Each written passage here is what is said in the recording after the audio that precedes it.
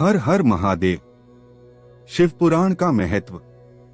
ऋषियों ने नैमिषारण्य में एकत्र होकर यह प्रश्न किया कि कलयुग में मनुष्य को मोक्ष कैसे प्राप्त हो, कौन सा धर्म सबसे श्रेष्ठ है, किस देव की उपासना से समस्त पाप नष्ट हो सकते हैं।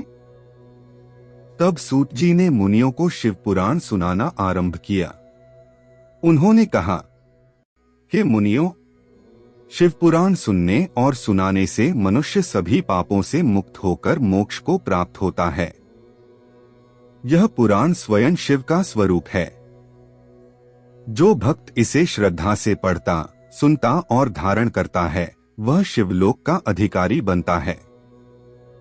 इस प्रकार शिव पुराण की महिमा का वर्णन करके उन्होंने अध्याय 1 की कथा सुनाई। सृष्टि की आद्यावस्था। अध्याय 1 में कहा गया है, प्रथम काल में न आकाश था, न पृथ्वी, न सूर्य था, न चंद्र, केवल अंधकार था। सब और शून्य ही शून्य था। न शब्द था, न स्पर्श, न रूप, न रस, न गंध। उस समय केवल एक परम तत्व विद्यमान था, शिव। वे अदृश्य, अनंत, सर्वशक्तिमान और सर्वव्यापी थे। उनसे ही आगे चलकर सृष्टि की उत्पत्ति हुई। ब्रह्मा और विष्णु का विवाद और ज्योतिर्लिंग। उस परम शिव तत्व से ब्रह्मा और विष्णु प्रकट हुए। ब्रह्मा ने सोचा, मैं सृष्टि करता हूँ, आत्म मैं श्रेष्ठ हूँ। विष्णु ने सोचा, मैं पालन करता हूँ, इसलिए मैं महान हूँ। दोनों में विवाद हुआ। तभी उनके मध्य से एक अनंत ज्योतिर्लिंग प्रकट हुआ, जिसका न आदि दिखाई दिया, न अंत। ब्रह्मा ऊपर की ओर चले, विष्णु नीचे की ओर। सहस्रों वर्षों तक खोजने पर भी न कोई आदि मिला, न अंत। तब दोनों लौटकर आए। तभी उस ज्योतिर्लिंग से महादेव शिव प्रकट हुए। जटाओं में गंगा, मस्तक पर चंद्र, गले में सर्प, हाथों में त्रिशूल और डमरू। उन्होंने कहा, हे ब्रह्मा, हे विष्णु, यह अनंत ज्योति मैं ही हूं। तुम दोनों मेरे ही अंश से उत्पन्न हुए हो। मैं ही सृष्टि का कारण, पालन करता और संहार करता हूं। दोनों देवताओं ने अपना अहंकार त्याग कर शिव की स्तुति की और उनकी शरण ली। उपदेश, अहंकार का नाश। यह कथा हमें बताती है कि ईश्वर का स्वरूप अनंत है। ब्रह्मा और विष्णु जैसे देव भी उसके आदि अंत को नहीं पा सके। गुरु ही वह हैं जो अनंत शिव की ओर मार्ग दिखाते हैं। भक्ति ही वह है जो हृदय को पवित्र बनाकर शिव तत्व को ग्रहण करने योग्य बनाती है। गुरु का महत्व। शिव पुराण कहता है, गुरु ही शिव स्वरूप हैं। जो भक्त गुरु की शरण लेकर भक्ति करता है, वही मोक्ष को प्राप्त करता है। गुरु बिना ज्ञान अधूरा है। गुरु बिना भक्ति भटक जाती है। गुरु ही वह नाव हैं जिन पर बैठकर जीव संसार सागर से पार होता है। भक्ति का स्वरूप। भक्ति केवल कर्मकांड नहीं है। सच्ची भक्ति है अहंकार का त्याग, सत्य का पालन, करुणा की धारा, संयम का अभ्यास और निरंतर शिवस्मरण।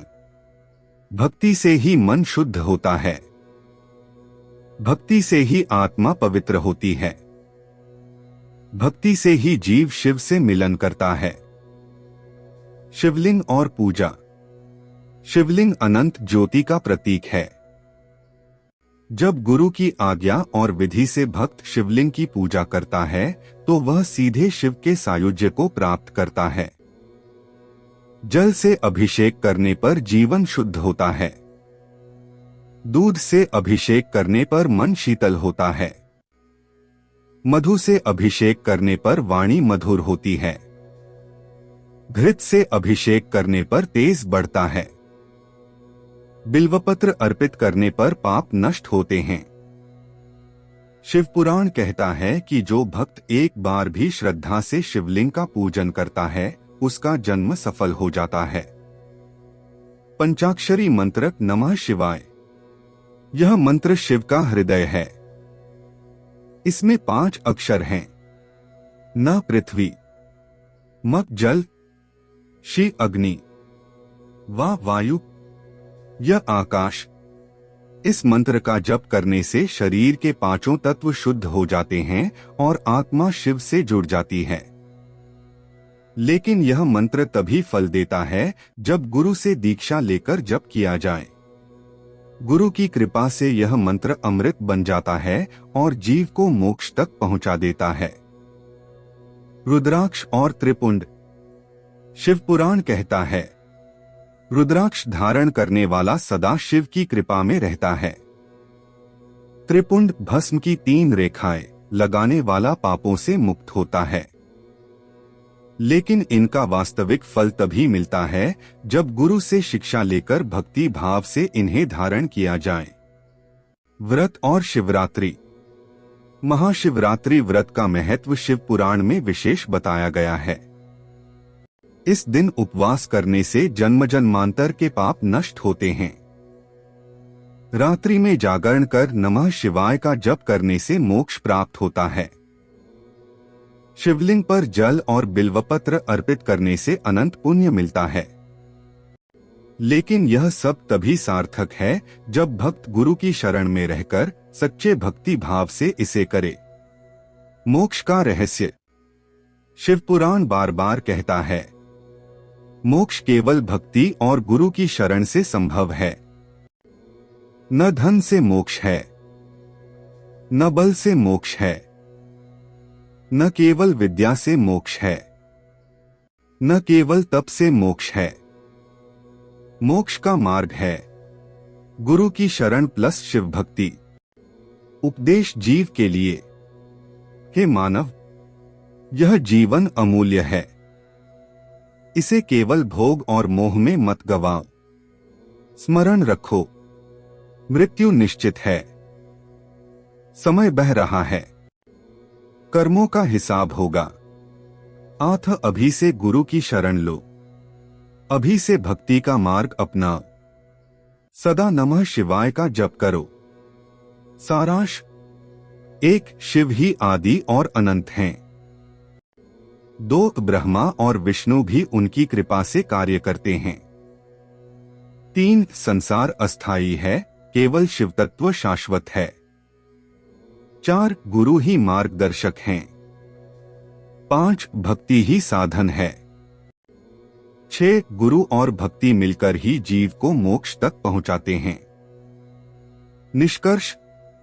शिव पुराण अध्याय 1 से हमें यह उपदेश मिलता है कि जीवन का परम लक्ष्य मोक्ष है और यह मोक्ष केवल गुरु की शरण और शिव भक्ति से ही संभव है।